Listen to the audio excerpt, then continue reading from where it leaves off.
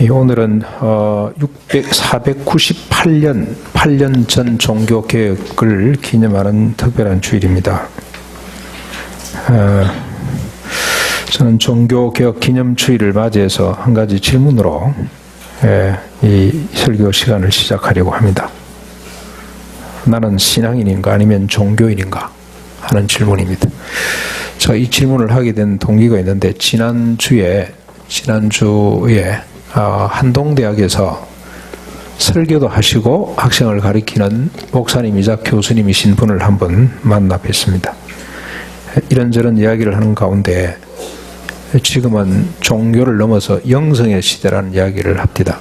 무슨 뜻인지를 물어봤더니 종교 너무 계율화되고 도구마 같고 너무 딱딱한 화석화된 아무런 영양가가 없는 이런 종교, 자기들끼리 그냥 좋아하는 이런 종교 수준을 넘어서 이제는 영성으로 가야 된다.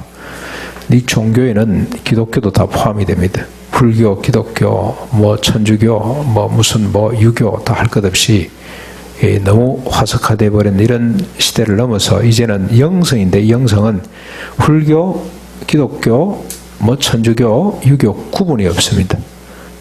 뭔가 지고지선, 인간으로서 최고의 참이 뭔지, 인생의 참된 의미가 뭔지를 살피는 것이 그 영성이라고 그러더라고요. 차별을 둬서는 안 된다는 이야기를 해서 깜짝 놀랐습니다. 일반 대학에서는 얼마든지 이렇게 생각할 수가 있겠구나. 이분이 지역교회를 목회하는 분이 아니기 때문에 얼마든지 이렇게 사고할 수가 있고 이렇게 구분할 수가 있겠다. 그분하고 시비를 걸 수가 없습니다. 그래서 저는 목사로서 우리 교회 내에 남의 교회 이야기할 것 없고 우리 교회의 차이가 뭐냐, 영성이란 말을 쓸 필요도 없이 신앙, 지금 우리가 신앙생활을 하고 있는 것이냐 아니면 종교생활을 하고 있는 것이냐, 이렇게 한번 질문해 보는 것도 필요하겠다는 생각이 들었습니다. 이 질문을 좀 더 솔직하게 또 바꾸면 내가 하나님을 위해 존재하는가 아니면 하나님이 나를 위해 존재하고 계시는가, 그 질문하고도 맞아 떨어진다 생각이 듭니다. 내가 하나님을 위해 존재하고 있는가 아니면 하나님이 나를 위해 계시는가. 그 말이 그 말 같습니다만 대단히 중요한 이야기입니다. 우리가 사사기서를 묵상하고 호세아서를 묵상하는데 사사기 시대도 그랬고 호세아 시대 때도 그렇고 꼭 같습니다. 이게 한 500년 400년 너간의 차이가 있습니다만 400년 전이나 400년 이후나 이스라엘 백성들의 사는 모습이 거의 같았습니다. 그런데 이스라엘 백성들의 사는 모습 여러분 다 보셔서 아시겠지만 엄청난 종교가들입니다. 제단이 곳곳에 있습니다.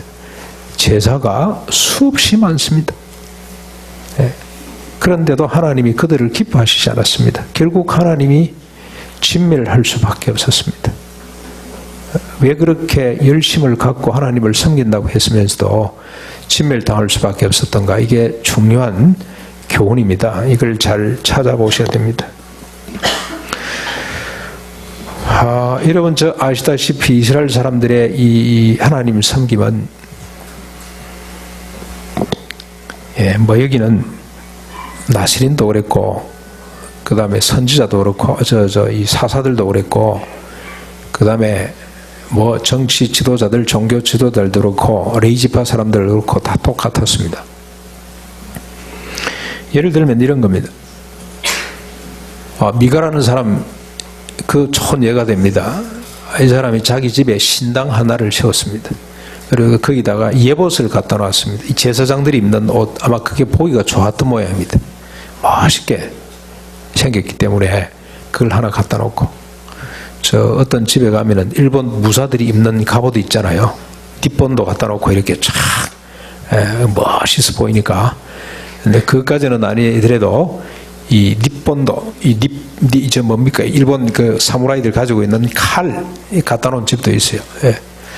멋있어 보이니까 예봇도 하나 갖다 놓고, 그 다음에 드라빔도 하나 갖다 놓고, 그 다음에 자기 어머니 돈 훔쳤다가 저주를 할 것 같으니까 도로 내놔가지고 그 중에 은 2,000개를 가지고 만든 신상도 하나 갖다 놓고, 그리고 자기 아들 중에 한 명을 뽑아서 제사장으로 세워놓고, 이 제사장이 좀 시원찮아 보였던 모양입니다. 이게 뭐 좀 엎조리고 해야 되는데 이거 뭐 좀 목소리도 시원찮고 해서 기분에 안 찼던 모양입니다. 그래서 나중에 수소문을 해보니 제사장은 아무나 세우는 게 아니고 레이지파 사람들 중에 해야 된다는 소식을 듣고 레이지파 청년 하나를 고용을 해서 제사장으로 자기 가문에, 자기 가정의 제사장으로 세워놓고, 그리고 그가 하나님께 감사한 내용이 있습니다. 아, 이제 하나님께서 우리 집에 복을 내려주실 거야.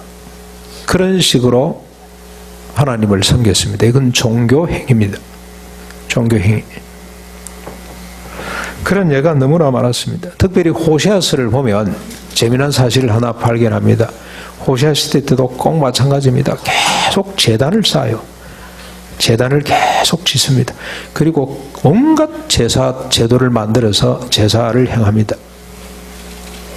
그런데 사람이 번성할수록 번영할수록 범죄가 더 가중되는데, 아름다운 추상들을 더 아름답게 만들고 제단을 더 많이 쌓아갑니다. 사람이 번성할수록, 번영할수록, 심지어 여러분 이게 4번이나 반복됩니다. 호세아서 우리가 지금까지 묵상한 것 중에 4번 반복되는데, 이런 표현도 있습니다. 길과 용사가 많을수록. 길이 많다는 것은 이게 뭐 도로를 많이 닦았다 이런 뜻이겠죠. 여러분 지금 국가 발전상을 이야기하려면 도로가 몇 킬로고 아스팔트가 몇 프로고 뭐 이런 거 많이 따지잖아요. 그리고 이 군사 목적으로 아마 닦기도 한 것 같습니다. 도로가 많을수록, 용사가 많을수록, 군대가 강해질수록 재단들이 더 많이 쌓아지고 추상들을 더 아름답게 만들어 가더라. 심지어는 배가 부를수록 하는 표현도 나와요. 배가 부를수록 더 재단들이 많아졌더라. 그러나 그 결과는 어땠습니까?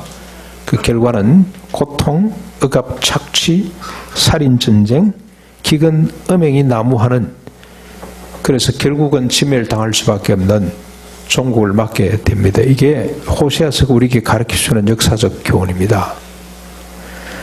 종교 행위는 있었어요. 열심히 종교 활동했습니다. 하나님을 섬긴답시고 제단도 쌓고 제사도 드리고 온갖 짓을 다 했어요. 그런데 하나님은 전혀 기뻐하시질 않았습니다. 오히려 진멸당했습니다. 그럴수록 더 종교적일수록 더 억압과 착취, 살인과 전쟁, 기근, 음행이 더 난무해져 갔습니다. 그래서 이 질문이 상당히 중요합니다. 내가 하나님을 위해 존재하는가? 하나님이 나를 위해 존재하는가? 이렇게 또 반감을 가지시는 분들이 있을 수도 있어요. 내가 있고 하나님 있지.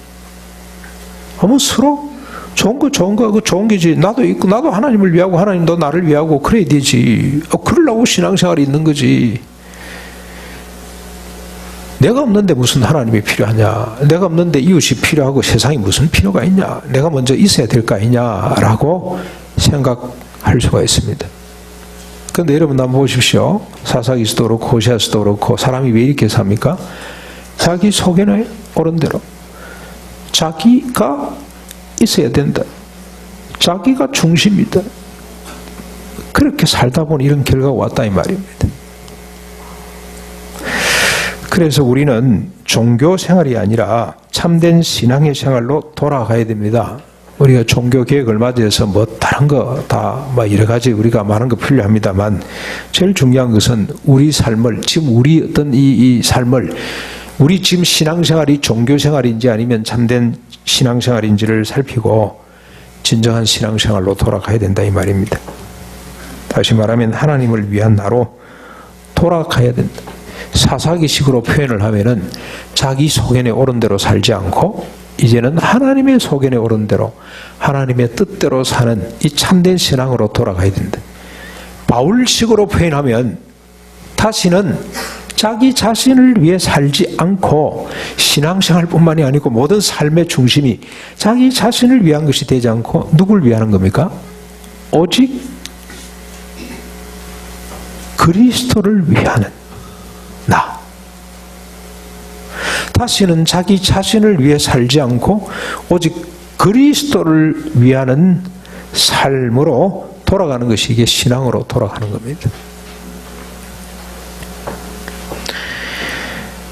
여러분 준비되셨습니까? 나를 위한 하나님이 아니고 하나님을 위한 나로 돌아갈 수가 있겠습니까? 아직까지도 억울합니까? 나를 위해 살아보십시오. 하나님도 왜곡이 일어납니다.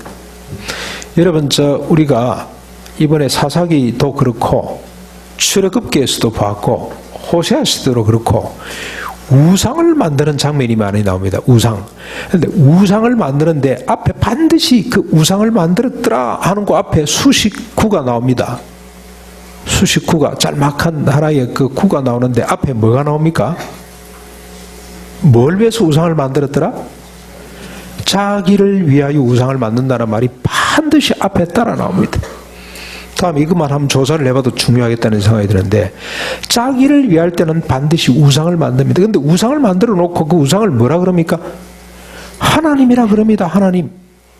이스라엘 백성들이 모세가 내려오는 게 더디자 바로 금송아지로 우상을 만들어 놓고 이 금송아지 우상을 만들어 놓고 뭐라고 선포합니까? 이가 우리를 그동안에 애굽에서 건져낸 우리 신이고 앞으로 우리 광야길을 인도해 갈 우리 하나님이다. 그렇게 선포합니다. 이게 인간입니다. 자기를 위해서 사는 삶의 실상입니다. 자존심 상해하지 마십시오. 여기에 대해서 거부하지 마시길 바랍니다. 자기를 위해 살지 않고 그리스도를 위해 산다는 게 뭐야? 이상하게 생각하지 않기를 바랍니다. 자기를 위해 살아봐야 금송아지 만들어 놓고 하나님이라고 할 수밖에 없는 존재라는 사실을 우리가 먼저 호세아서를 통해서 사사기를 통해서 구약의 모든 성경을 통해서 인정해야 됩니다. 그래서 우리가 참된 믿음을 갖는다는 것은 신앙을 갖는다는 것은 하나님께로 돌아가는 것, 하나님의 뜻이 뭔지를 깨닫는 것, 하나님을 위해 존재하는 내가 되어야 된다는 사실을 먼저 우리가 한번 다짐하지 않고서는 다음 이야기 아무 소용이 없습니다. 여러분 준비되셨습니까? 우리가 하나님을 위한 나로 돌아가고자 한다면 제일 먼저 필요한 것이 뭐겠습니까? 하나님께서 뭘 원하시는지를 알아야 됩니다. 하나님의 뜻이 뭔지를 알아야 됩니다. 그리고 그 뜻대로 행할 수 있어야 됩니다. 오늘 본문은 한마디로 하나님이 원하시는 바가 뭔지를 우리에게 너무나 분명하게 밝혀주고 있습니다. 단순합니다. 하나님의 뜻은 복잡하지를 않습니다. 왜 그런가 생각을 해보니 복잡하게 이야기를 해봐야 못 알아듣기 때문에 기억을 못하기 때문에 한마디로 한 단어로 하나님의 뜻을 정리해 놨습니다. 여러분 6절 같이 한번 보겠습니다. 6절 본문 6절 같이 한번 읽겠습니다. 시작. 나는 인애를 원하고 제사를 원하지 아니하며 번제보다 하나님을 아는 것을 원하노라. 하나님이 원하시는 바는 인애입니다. 인애. 영어 성경에 mercy, 자비, 친절, 긍휼 이 한 단어에 다 들었습니다. 인애라는 말입니다. 그 다음에 또 하나님이 원하시는 게 뭔가요? 하나님을 아는 겁니다. 하나님을 안다는 것은 뭘 말합니까? 하나님을 어떻게 알 수가 있습니까? 하나님을 아는 방법은 딱 하나입니다. 율법 속에 다 있습니다. 율법. 이 당시로서는 하나님의 말씀, 모세를 통해서 주신 말씀 그 속에 하나님을 아는 지식이 다 들었습니다. 하나님은 이런 분이구나. 이런 분이구나. 하나님께서 이렇게 우리를 지으셨구나. 이렇게 하나님께서 우리를 이끌어 가시는구나. 하나님의 뜻은 여기 있구나. 하나님을 아는 지식이 몽땅 어디에 들어있냐면은 율법 속에 다 들어있습니다. 근데 그 율법의 핵심 사상은 뭐냐? 인애입니다. 율법은 우리가 크게 세 가지로 구분을 합니다. 613가지 하나님의 뜻이 담긴 613가지 그 속에 하나님의 의도가 하나님의 뜻이 다 담겨 있는데 여기는 제사법도 있고 그 다음에 성결법이 있고 그 다음에 관계법 이렇게 우리가 호칭을 합니다만 사이 우리 사람 살아가는 법 이 사람들이 살아가면서 지켜야 될 법이 있습니다. 이 세 가지 법인데, 여러분 제사라는 것은 그야말로 하나님 앞에 감사하는 제사도 있습니다만 주로 대부분이 자기 죄를 속죄하는 제사입니다. 하나님 말씀대로 살지 못했을 때 그걸 범죄한다고 그러고 죄라 그러고, 그 죄를 속하기 위해서 드리는 법이 제사법입니다. 성결법도 마찬가지입니다. 자기가 부정해졌을 때 그 부정을 씻기 위해서 드리는 제사가 정결법입니다. 자, 그러니까 정결하고 죄를 안 지으면 사실 제사법은 없어도 돼요. 그렇죠? 근데 주로 대부분의 죄는 하나님과의 관계 속에서 죄가 있고, 그 다음에 뭐가 죄입니까? 사람과 사람 사이의 관계 속에서 발생하는 것이 대부분의 죄입니다. 심지어는 이것도 죄라 그랬어요. 그것도 하나님이 또 복을 주시는 내용인데, 까마귀 이 새가 새끼 새를 품고 있을 때 동시에 잡아가면 님 죄가 됩니다. 근데 하나님 말씀을 생각해서 어미만 잡아가거나 아니면 알만 내가면 그건 죄가 안 됩니다. 그렇게 하면 하나님이 복을 주신다 그랬어요. 죄라는 것은 주로 관계 속에서 발생하는 것이 대부분인데, 그 관계사가 잘못돼서 어그러져서 발생한 죄를 씻기 위해 드리는 게 번제, 그 다음에 또 무슨 화목제, 그 다음에 소제, 제사제도라고 보면 됩니다. 그러니 이 제사제도, 정결제도는, 이 법은 어떻게 보면 관계를 더 이렇게 돈독하게 하고 더 아름답게 꾸미기 위해서 하나님이 주신 제도라고 보시면 됩니다. 궁극적으로 율법 정신은 뭐라고 딱 정리가 됩니까? 관계 속에서 어떻게 인애를 베풀 것인가. 인애가 더 중요합니다. 성경에 보면은 우리가 정의에 대한 부분도 많이 나옵니다. 정의. 공의와 인애, 이 두 가지 사상이죠. 그런데 여러분, 공의도 보십시오. 뭘 위한 공의입니까? 공의 자체가 목적이 되면 큰일 납니다. 모든 사람을 정죄해야 돼. 비판해야 돼. 이 공의가 뭘 세우기 위한 겁니까? 인애를 세우기 위한 겁니다. 정의가 뭡니까? 법대로 하는 겁니다. 지게석을 옮기지 않는 것이 정의입니다. 뭘 위해서 안 옮기는 거죠? 가옥에 가옥을 연하지 않는 것이, 짓지 않는 것이 그게 정의입니다. 뭘 위해서 그러는 겁니까? 다른 사람을 생각해서 지게석을 옮기지 못하고 그 다음에 가옥에 가옥을 연하게 짓지 못하도록 만들어 놓은 법이란 말이죠. 이 정의는 뭘 지원하는 겁니까? 뭘 세우기 위한 겁니까? 궁극적으로 인애로 가기 위한 하나의 제도라고 보시면 돼요. 인애를 세우는 것이 정의입니다. 정의. 정의 자체가 목적이 되면 엄청나게 경직된 사회가 될 수밖에 없습니다. 뭘 위한 정의냐? 뭘 위한 공의냐?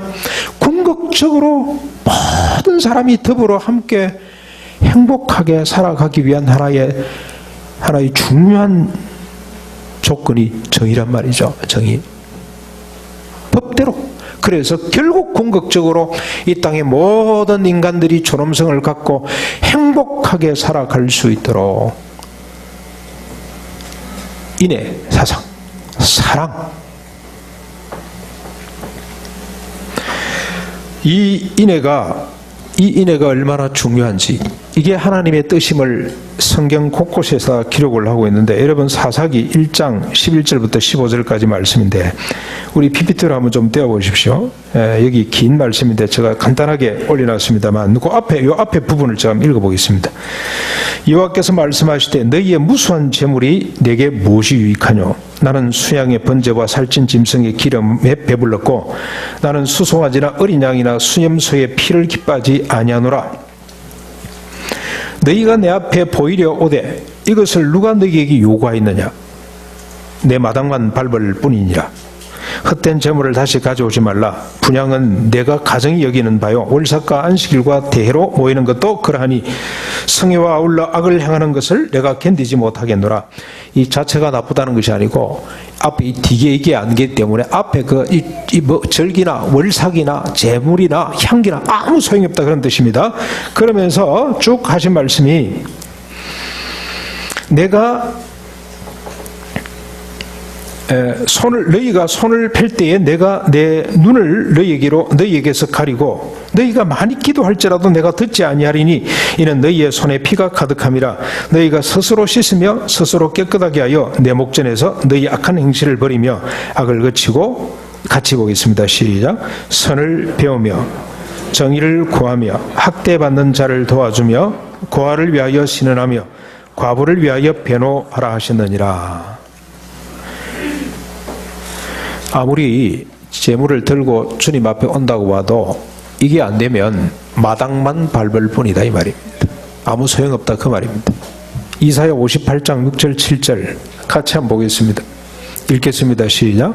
내가 기뻐하는 금식은 흉악의 결박을 풀어주며 멍에의 줄을 끌어주며 압제당하는 자를 자유하게 하며 모든 멍에를 끊는 것이 아니겠느냐. 또 줄인 자에게 내 양식을 나누어 주며 유리하는 빈민을 집에 들이며 헐벗은 자를 보면 입히며 또 내 고륙을 피하여 스스로 숨지 아니하는 것이 아니겠느냐. 그 뒤에 이런 말씀이 있습니다. 그리하면 내 빛이 새벽같이 비칠 것이며 내 치유가 급속할 것이며 내 공의가 내 앞에 행하고 여호와의 영광이 내 뒤에서 호위해 줄 것이다. 새벽의 빛이 밝아오는 것처럼 너희 존재가 빛처럼 세상 가운데서 드러나게 될 것이다. 에레미야 17장 21절로 23절에 보면 이런 말씀이 쭉 나옵니다. 만군의 여호와 이스라엘 하나님께서 이와 같이 말씀하시되 사실은 내가 너희 조상들을 애굽 땅에서 인도하여 낸 날에 번제나 희생에 대해서 말하지 아니하며 명령하지 아니하고 오직 내가 이것을 그들에게 명령하여 이르기를. 같이 보겠습니다. 시작. 너희는 내 목소리를 들으라. 그리하면 나는 너희 하나님이 되겠고 너희는 내 백성이 되리라. 너희는 내가 명령한 모든 길을 걸어가라. 그리하면 복을 받으리라. 예. 주님이 제사 제도를 주시기 전에 뭐부터 주셨습니까? 이 말씀을 먼저 주셨어요. 이 말씀의 핵심 내용이 인해입니다. 인해. 자, 그 다음에 미가서 6장 6절로 8절까지 제가 먼저 읽겠습니다. 내가 무엇을 가지고 여호와 앞에 나아가며 높으신 하나님께 경배할까? 내가 번제물로 1년 된 수송아리를 가지고 그 앞에 나아갈까? 여호와께서 천천의 수양이나 만만의 강물 같은 기름을 기뻐하실까? 내 허물을 위하여 내 마다들을 내 영혼의 죄로 말미암아 내 몸을 열매로 드릴까? 사람아부터 같이 보겠습니다. 사람아, 주께서 선한 것이 무엇임을 내게 보이셨나니 여호와께서 내게 구하시는 것은 오직 정의를 향하며 인자를 사랑하며 겸손하게 내 하나님과 함께하는 것이 아니냐. 하나님께서 원하시는 것은 인해입니다. 인해. 정의도 인해를 떠받치는 것이라 해야 됩니다. 정의의 목적은 인해를 이루기 위한 겁니다. 인해라 그러면 여러분 우리가 낮은 사람이 높은 사람에게 인해를 베풀지 않습니다. 높은 사람이 낮은 사람들에게 주로 하는 것이 인해입니다. 긍휼입니다. 그래서 인해는 고통받는 약자를 떠받쳐 올리는 것이 인해라고 할 수가 있습니다. 고통은 여러 가지가 있겠죠. 약자들이라 그러면 물질적으로 정치적으로 약자도 있지만 사회적 약자도 있습니다만 정신적 영적 약자도 있기는 합니다. 아무튼 약자들을 떠받쳐 올리는 것이 인해라고 할 수가 있습니다. 예수님도 꼭 같은 말씀을 하셨습니다. 종말의 비유입니다. 종말의 비유가 아니고 이건 종말의 예고입니다. 예고. 주님께서 마지막 이 땅 위에 심판주로 오실 때 어떤 사람을 구원하신다 그랬습니까? 양 같은 사람들입니다. 양 같은 사람은 병든 자를 돌아보고 옥에 갇힌 자, 헐벗은 자, 굶주리는 자, 이런 사람들입니다. 이렇게 우리 주변에 있는 함께 살아가는 사람들 중에 약한 사람을 돌아보는 것이 그게 하나님께서 원하시는 바입니다. 심판의 조건이 됩니다.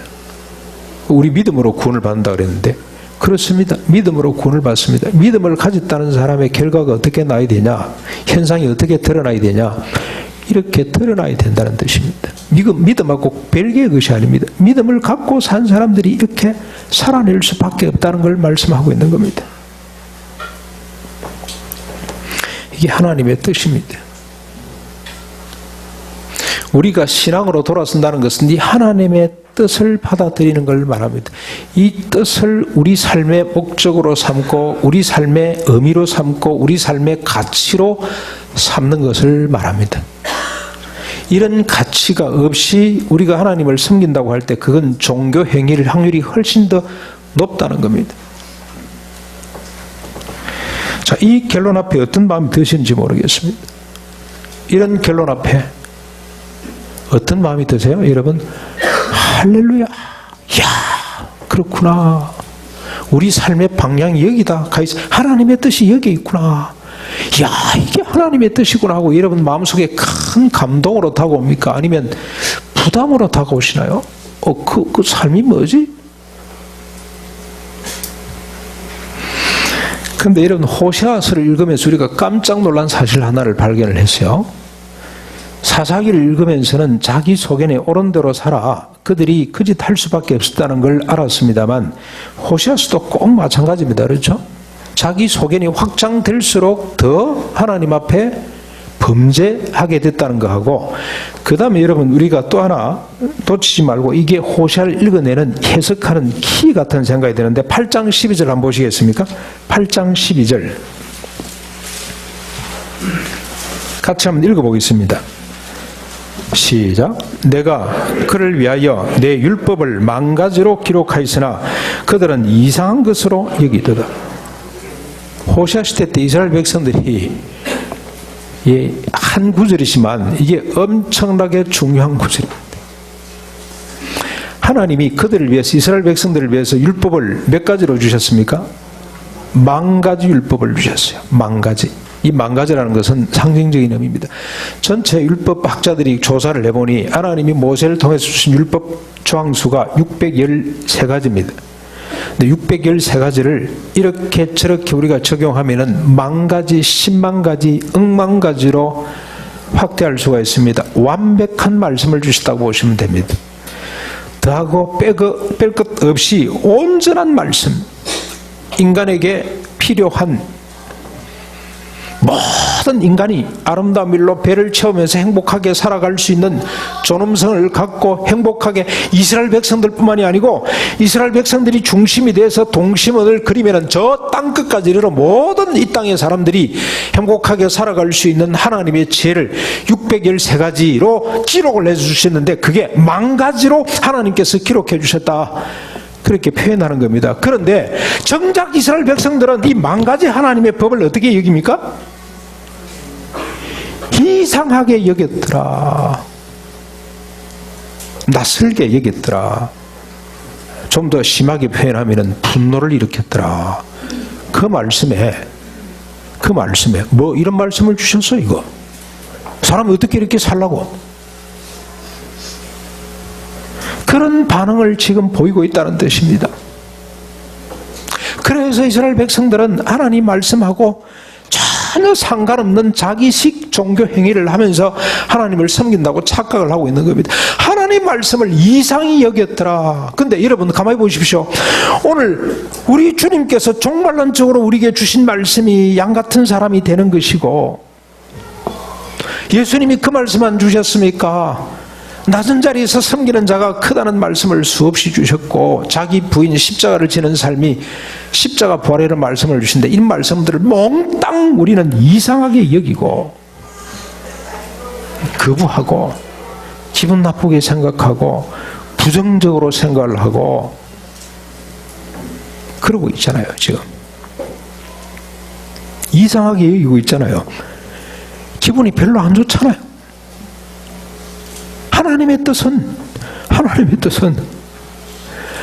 아기를 비우거나 죽어버리는 것인데, 이런 말을 들으면 여러분 딱 마음이 다치잖아요. 이상히 여기고 있잖아요. 우리가 한번 점검을 해봐야 돼요. 내가 지금 신앙생활을 하고 있는지, 종교 생활을 영위하고 있는지를 한번 살펴봐야 돼요. 우리가 오늘 아침에도 우리 아이들이 주님만을 사랑합니다, 주님은 나의 소망, 뭐 이런 찬양을 불렀는데 어린 꼬마들이 너무너무 예쁘게 참 은혜가 되도록 불렀어요. 그런데 이제 속으로 걱정이 돼요.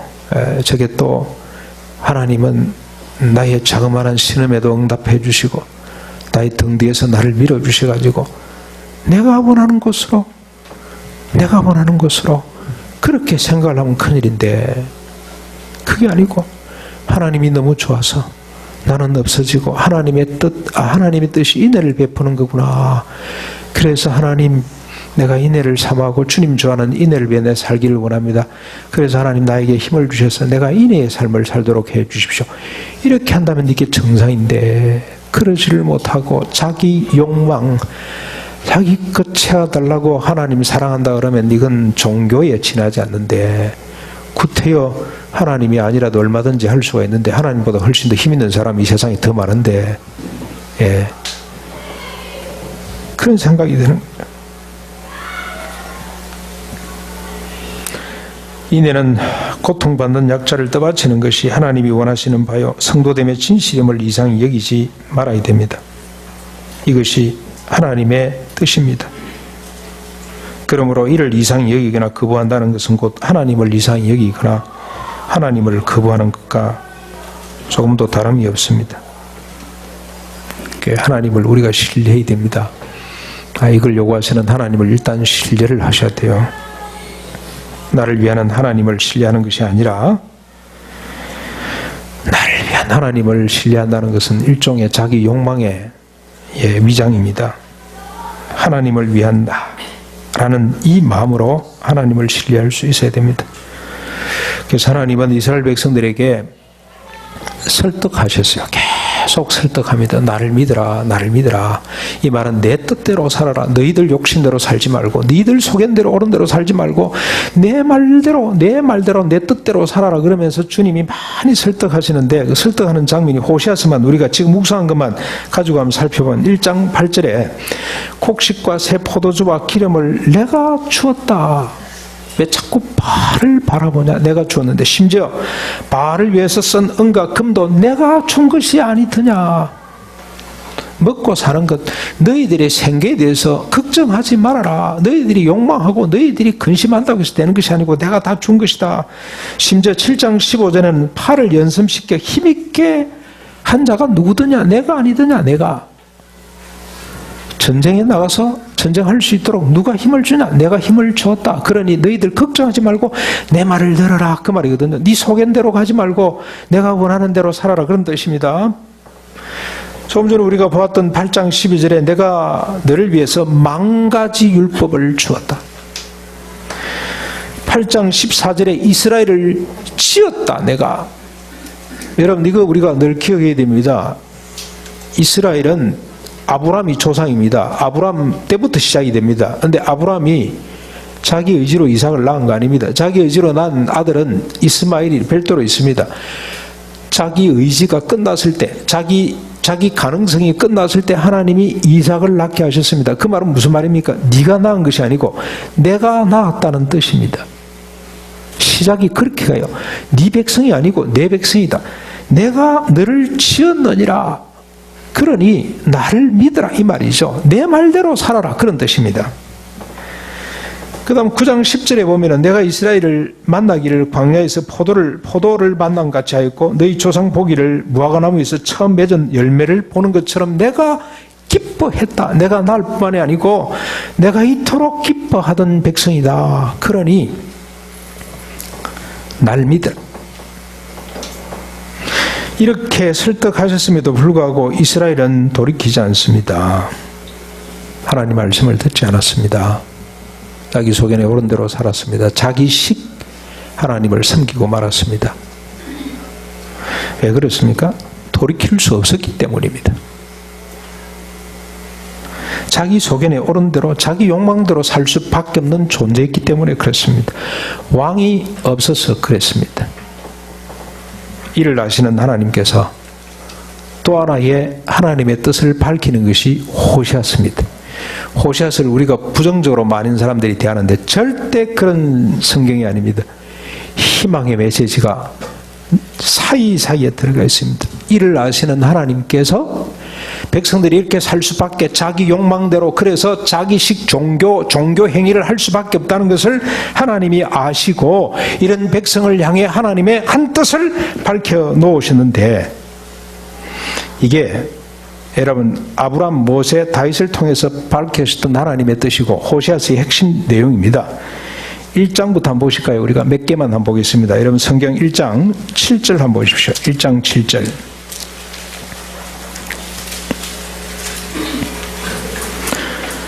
그러나 내가 유다 족속을 긍휼히 여겨 그들의 하나님 여호와로 구원하겠고 활과 칼이나 전쟁이나 말과 마병으로 구원하지 아니하리라 하시니라. 하나님이 구원하시겠답니다. 지금 어떤 이스라엘입니까? 음녀가 돼 있는. 그래서 호시아 보고 네가 음행한 여자 한 사람을 구해다가 자식을 낳고 도망가면은 그 음행한 여인을 다시 네 안으로 데리고 와봐라. 내 심령을 네가 좀 알아라. 그런 뜻으로 호시아를 지금 씌운 거 아닙니까? 그렇죠? 그런 백성들을 향해 주님께서 뭐라고 하시냐면은 내가 구원하겠다는 겁니다. 구원. 그런데 어떻게 구원하냐? 칼이나 활이나 전쟁으로 말과 마병으로 구원하지 않겠다. 어떻게 구원한다는 뜻입니까? 여러분 딱 가서 연결되는 게 있죠? 이따 보기라고요. 그 다음에 1장 10절부터 쭉 나가면 그러나 이스라엘 자손의 수가 바다의 모래같이 되어서 헤아릴 수 없고 셀 수도 없을 것이며 전에 그들에게 이르기를 너희는 내 백성이 아니라 한 그곳에서 그들에게 이르기를 너희는 살아계신 하나님의 아들이라 할 것이라. 이에 유다 자손과 이스라엘 자손이 함께 모여 누구를 세웁니까? 뭘 세웁니까? 한 우두머리를 세우고 이 한 우두머리가 누구겠습니까? 북쪽 이스라엘, 남쪽 유다가 지금 철천지 원수가 돼서 서로 싸우고 있는데 이 사람들이 서로 하나가 돼가지고 한 우두머리, 한 지도자를 세우게 될 것이다. 누굴 말하죠? 바로 연결돼야 됩니다. 그렇죠? 우리가 호세아를 읽으면서 복음으로 그냥 금방금방 연결이 돼야 돼요.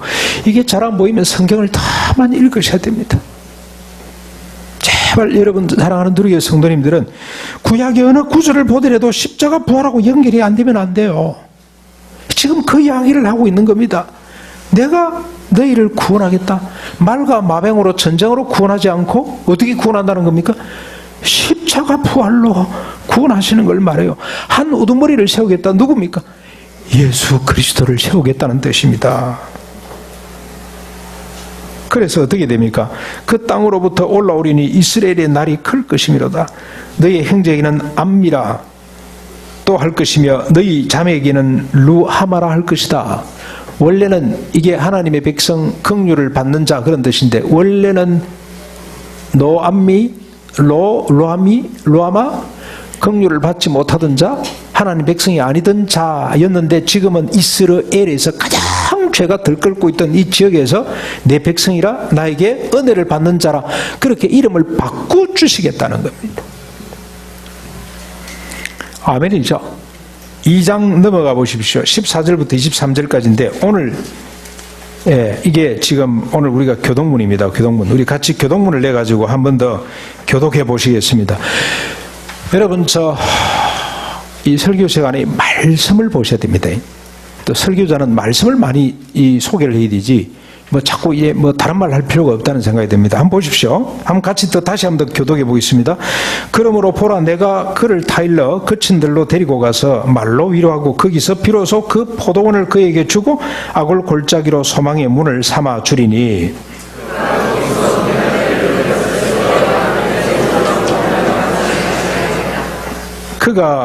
하나님이 거기서 그들을 응대하기를 어떻게 합니까? 애굽 땅에서 올라오던 날과 같이 제2의 출애굽이 다시 또 일어나겠다는 뜻이죠. 여호와께서 이르시되 그날에 네가 나를 내 남편이라 일컫고 다시는 내 발이라 일컫지 아니하리라.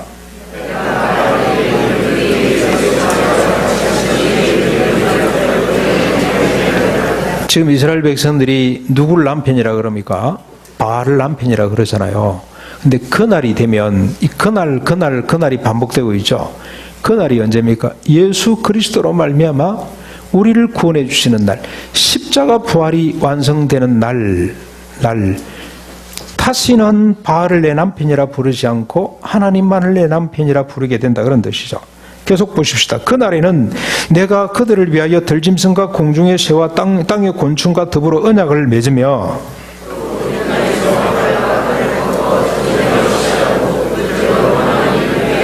여러분 이사야에서 보았던 말씀과 비슷한 생각이 들죠. 그날에 누가 합니까? 그날에 내가입니다. 내가 여호와 하나님께서 들짐승 공중의 새 땅의 곤충과도 더불어 언약을 맺고 여러분 바울은 이게 로마서 8장에서 예수 믿는 사람들로 말미암아 피조물이 구원받고 회복될 날을 사모하고 기다린다는 말씀이 있어요. 예. 이게 자연의 질서도 회복이 되고 그런 뜻도 있고, 더 이상 자연과 인간이 다투지 않는 이런 하나님의 온전한 구원까지도 미리 예보를 하는데, 이 땅에는 활과 칼이 꺾여 전쟁을 없이 하고 그들로 평안히 눕게 할 것이며, 예수님이 오시는 날 이런 일이 벌어집니다. 칼을 쳐서 보습을 만들고 창을 쳐서 낫을 만드는 역사가, 전쟁이 사라지고 평화가 깃들게 되는. 여러분, 이 아미시를 어제 우리 송경 목사, 우리 아미시 목사님은 아미시가 아니고, 나버리 목사님은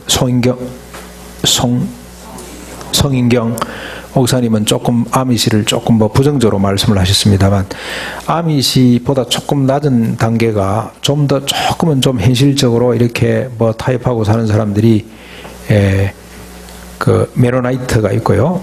그 다음에 제세례파 이런 사람들이 있습니다. 이런 사람들, 이렇게 유아 세례를 반대하는 사람들인데, 그 사람들은 자기를 잡으러 오는 사람이, 죽이기 위해서 뒤쫓아오는 사람이 얼음에 빠졌어요. 돌아가서 그 사람을 건져냅니다. 건져냈더니 이 사람을 죽여버립니다. 전쟁하지 않습니다. 자기를 죽이는 사람을 죽이려고 찾아오는 사람이 얼음에 빠졌으면, 아이고 잘됐다, 하나님 할렐루야 감사합니다, 나를 쫓더니 저놈이 죽었네요, 이런 것이 아니고, 오히려 가서 그 사람을 끄집어내줘요. 그랬더니 이 사람이 고맙다 그러는 것이 아니고 자기를 죽이는 거예요. 그런 게 한두 건이 아닙니다. 그런 역사가 벌어지게 될 것이다. 그 다음 마지막으로, 내가 네게 장가들어 영원히 살되 공의와 정의와 은총과 긍휼이 여김으로 네게 장가들며.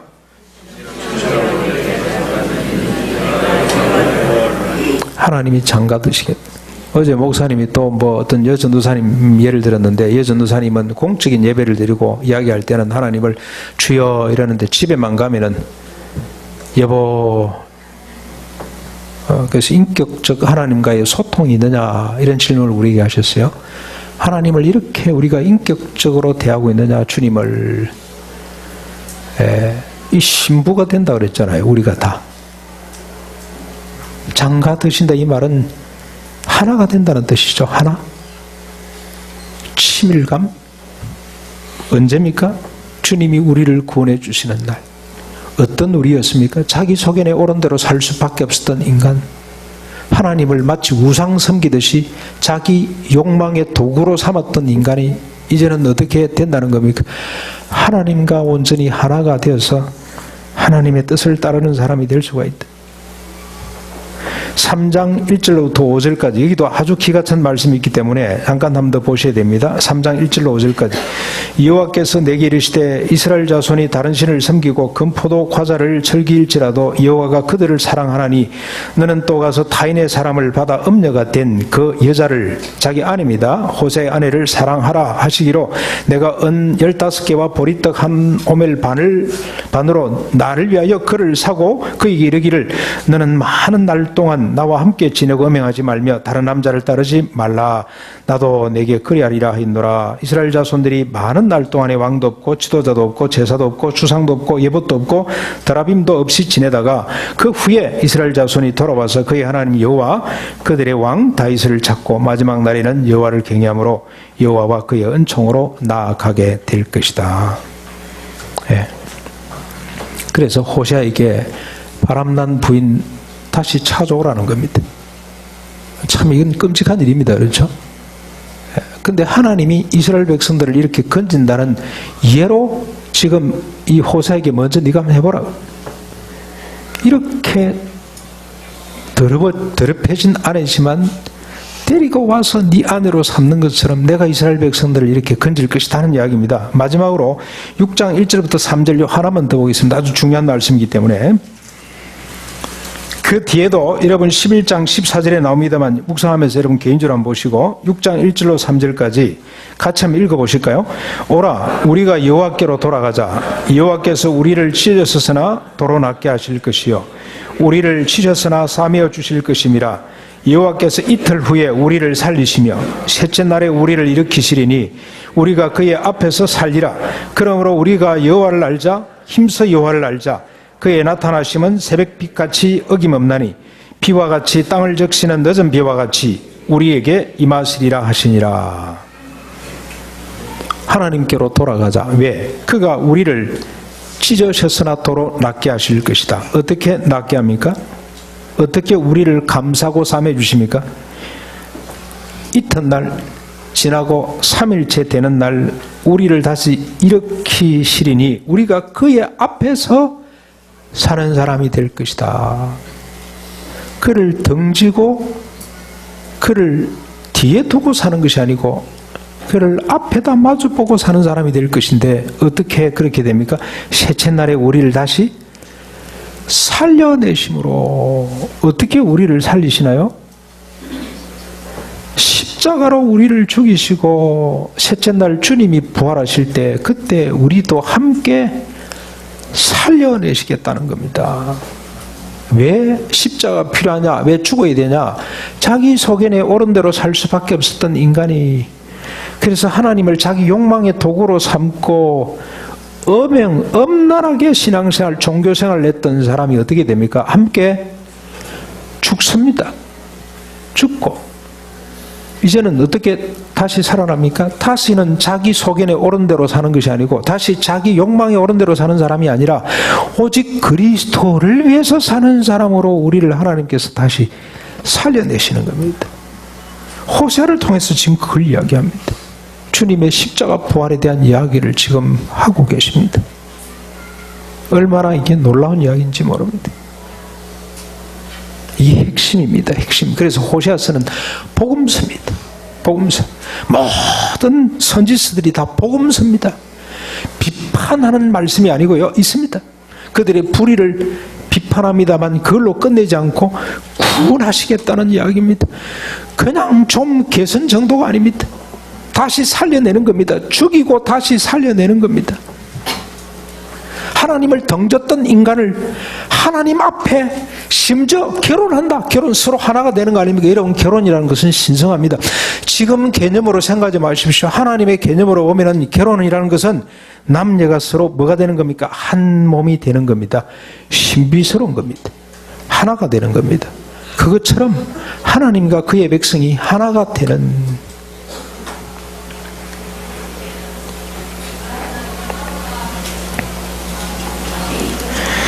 그날 한 우두머리를 섬기는 날, 예수님이 오셔서 십자가에 달려 돌아가시고 부활하시는 그날,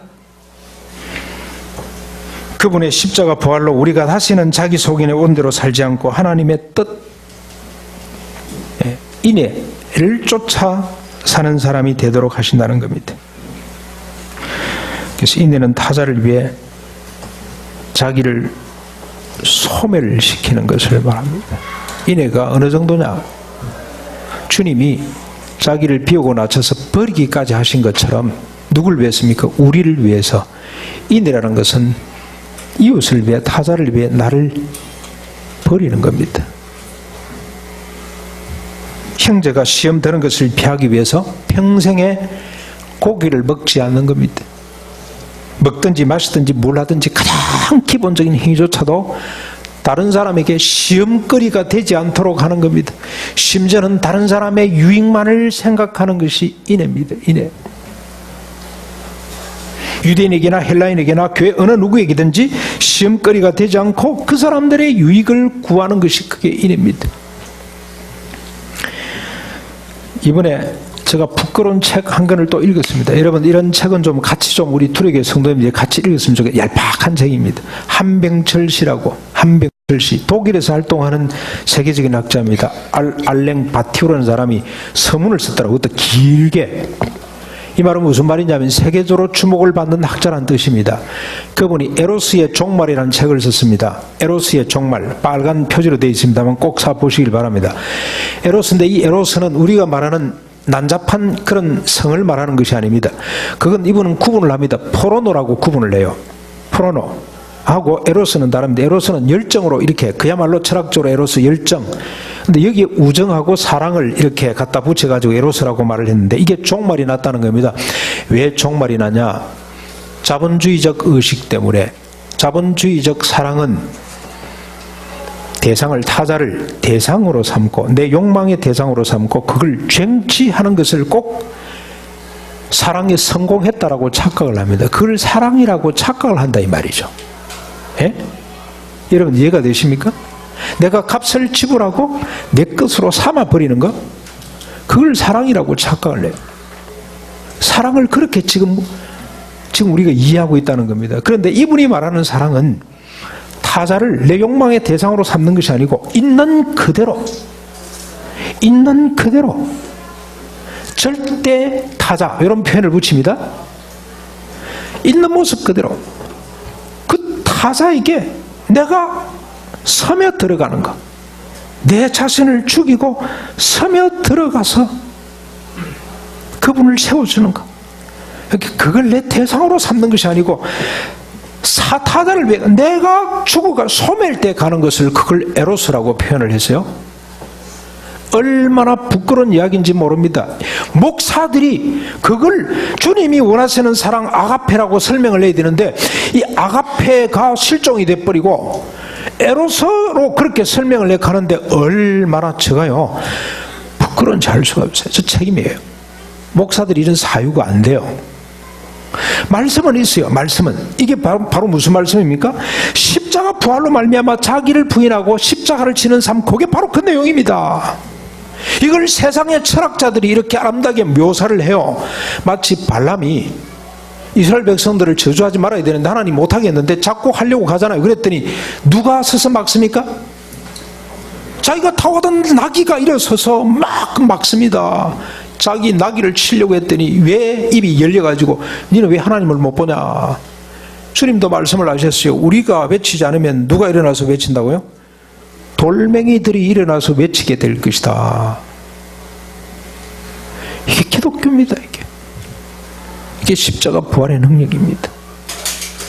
타자를 내 욕망의 대상으로 삼고 뜯어 고치려고 하는 것이 아니고 그 사람을 절대시하고 조용히 자기를 비워가다가 자기를 소멸시키는 것이 이게 인애고 이게 사랑입니다. 사랑하는 성도 여러분, 이 말을, 이 주님의 말씀을 이상하게 여기지 마십시다. 이 삶의 가치를 거부하지 마시고 기분 나쁘게 생각하지 마시고 이게 진리구나, 이게 주님의 뜻이었구나, 이게 바로 구원의 능력이고 구원의 생명이 이렇게 나타나는구나. 그래서 인애의 가치를 쫓아가기로 하지만은 오늘 주일이 되시기를 바랍니다. 우리 주변에 더불어 함께 살아가는 약자들에게 자그마한 친절을 베풀고 그 사람의 존재 자체를 소중히 여기는, 절대시할 수 있는, 그래서 조용히 내 식으로 뜯어 고치고 바꾸려 그러지 마십시오. 조용히 그 사람의 걸음이 되어드리는, 조용히 그 사람을 세워주는 이런 인애의 가치를 쫓아가는 것이 이게 구원이다. 이게 주님이 우리를 부르심이고 신앙의 본질이다 라고 받아들이시고 실천해 가는 여러분이 제가 될 수 있기를 주님의 이름으로 축원합니다. 우리 말씀을 생각하면서 314장 찬송 드리겠습니다.